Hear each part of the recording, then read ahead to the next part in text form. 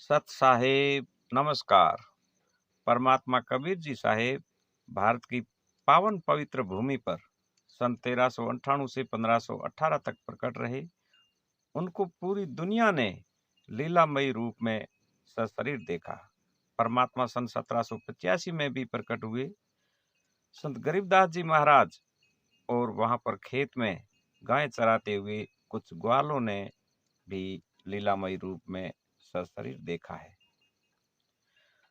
परमात्मा सहारनपुर में भूमड़ भगत जी के घर पर सन 1778 में भी लीलामयी रूप में प्रकट हुए और 35 साल तक भगत जी के पास लीलामयी रूप में रहे।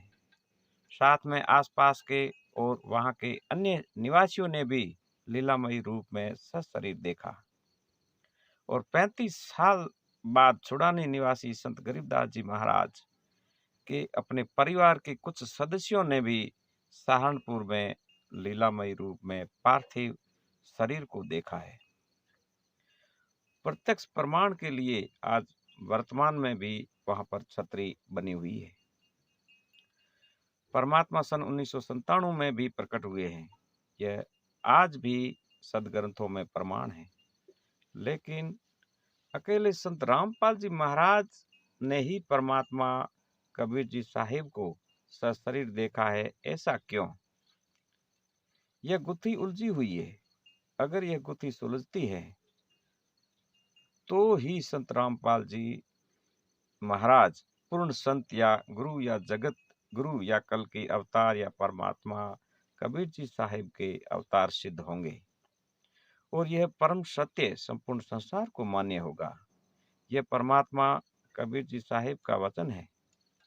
अब बात यह है कि परमात्मा कबीर जी साहिब सन 1997 में प्रकट हुए हैं, यह प्रमाण है, तथा संत रामपाल जी महाराज ही परमात्मा के साक्षात दृष्टा होंगे, यह भी प्रमाण है। लेकिन दूसरा कोई गवाह नहीं है, इसलिए मानव समाज में विरोधाभास है। फिर भी यह एक प्रमाणित तथ्य अवश्य है, मगर ऐसे तथ्यों को यहाँ के विधानानुसार पूर्णतया सबूत सहित प्रमाणित परम सत्य नहीं माना जाता है। यह संत रामपाल जी महाराज के सामने एक दर्द भरी चुनौती है।